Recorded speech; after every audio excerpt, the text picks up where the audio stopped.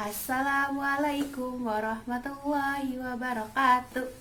Waalaikumsalam warahmatullahi wabarakatuh. Apa kabarnya teman-teman yang hebat pada pagi hari ini? Alhamdulillah luar biasa bersama kita semua. Oke. Yes, Allahu Akbar. Oke. Alhamdulillahirrahmanirrahim. Semoga teman-teman semua senantiasa dalam keadaan sehat. Amin. Oke, bertemu lagi dengan Bu Cica. Kali ini Bu Cica akan membahas tentang kegiatan ekonomi. Nah, kegiatan ekonomi itu sendiri dilakukan untuk memenuhi kebutuhan hidup. Kegiatan ekonomi ini ada 3 proses. Yang pertama ada proses produksi, yang kedua distribusi, dan yang ketiga ada konsumsi. Nanti kita bahas satu-satu, oke? Nah, sekarang perhatikan gambar yang di samping Bu Cica. Ya, gambar di samping Bu Cica ini merupakan contoh dari pembuatan baju, di mana dimulai dari ada pohon kapas.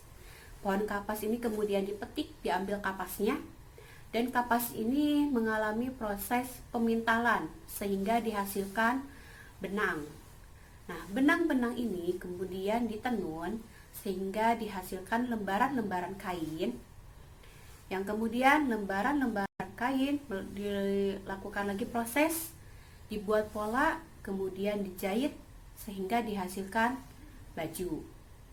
Nah, proses ini disebut dengan proses produksi. Mengapa? Karena menghasilkan barang atau membuat barang. Dari kapas kemudian dihasilkan menjadi baju. Proses produksi itu sendiri adalah kegiatan yang mengolah bahan mentah menjadi bahan setengah jadi atau bahan jadi. Nah, dari proses pembuatan baju ini, kapas itu merupakan bahan mentah. Mengapa? Karena kapas ini berasal dari alam dan harus mengalami pengolahan terlebih dahulu sebelum kita gunakan. Nah, kemudian setelah diolah, kapas menghasilkan benang dan menghasilkan kain. Nah, benang dan kain ini termasuk bahan setengah jadi. Mengapa? Karena benang dan kain sebelumnya telah mengalami pengolahan, telah diolah, namun harus diolah lebih lanjut lagi agar bisa kita gunakan. Yang terakhir itu kemudian dihasilkan baju. Nah, baju ini termasuk bahan jadi. Mengapa? Karena sudah selesai mengalami pengolahan dan bisa langsung kita gunakan. Seperti ini, Bu Cica menggunakan jaket, kerudung. Nah, ini sudah jadi sehingga termasuk bahan jadi. Nah, orang-orang yang melakukan proses produksi itu disebut dengan produsen. Contohnya, tadi orang yang memintal kapas, kemudian orang yang menenun kain, terus orang yang menjahit, atau bisa juga nelayan yang menangkap ikan di laut, atau petani yang sedang menanam. Nah, itu mereka itu disebut dengan produsen, ya. Orang yang melakukan proses produksi. Oke, setelah baju selesai dibuat, proses selanjutnya yaitu distribusi. Distribusi itu sendiri adalah kegiatan menyalurkan hasil produksi kepada konsumen. Orang yang melakukan proses distribusi disebut dengan distributor.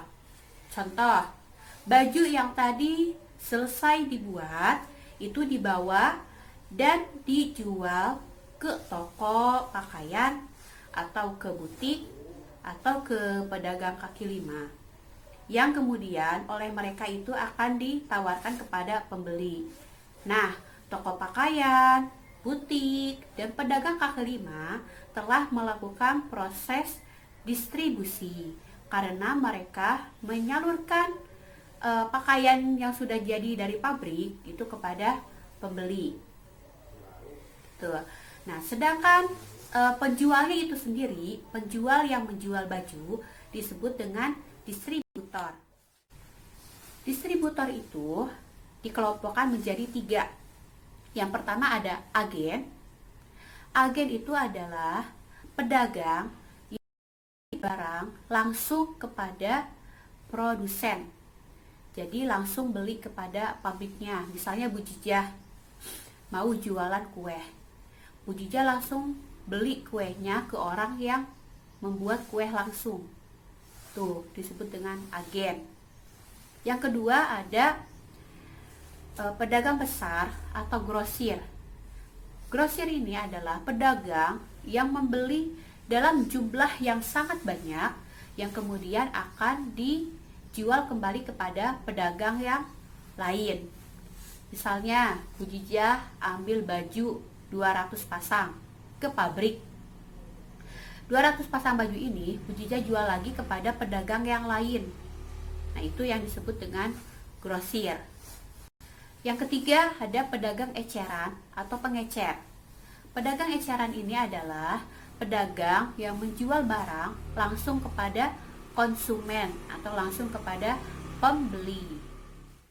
Oke, proses selanjutnya yaitu proses konsumsi.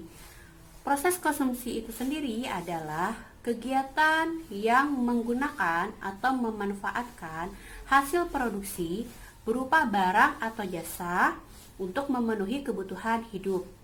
Nah, orang yang melakukan kegiatan konsumsi ini disebut dengan konsumen. Contoh, tadi dalam proses transaksi jual beli pakaian, pembeli baju disebut dengan konsumen. Mengapa? Karena dia membeli baju dan menggunakannya. Contoh, ini Bu Jijah menggunakan jaket, menggunakan kerudung, berarti Bu Jijah termasuk konsumen. Nah, konsumen itu sendiri harus mengeluarkan uang untuk bisa membeli barang atau menggunakan jasa. Contoh, kalau Bu Jijah mau beli baju, berarti Bu Jijah harus mengeluarkan uang. Atau Bu Jijah mau menggunakan jasa tukang pijat, Bu Jijah juga harus mengeluarkan uang. Oke. Jadi ketiga kegiatan ekonomi tadi yang produksi, distribusi, dan konsumsi, ketiga-tiganya saling berhubungan, saling berkesinambungan. Kegiatan produksi barang dari kegiatan produksi, misalnya dari pabrik, itu harus didistribusikan melalui toko-toko yang kemudian bisa sampai kepada konsumen. Tuh. Untuk pembahasan selanjutnya yaitu tentang pengaruh kegiatan ekonomi terhadap kesejahteraan masyarakat. Kegiatan produksi, distribusi, dan konsumsi tadi memberikan pengaruh terhadap kesejahteraan masyarakat. Pengaruh yang pertama dari kegiatan produksi itu, kegiatan produksi itu sendiri kan kegiatan untuk menghasilkan barang. Contoh pabrik-pabrik. Nah, pabrik-pabrik ini membutuhkan pekerja untuk mengolah bahan mentah menjadi bahan setengah jadi atau menjadi bahan jadi, sehingga dibukalah banyak lapangan pekerjaan. Nah, pembukaan lapangan pekerjaan ini menyebabkan masyarakat mengurangi jumlah pengangguran di dalam masyarakat.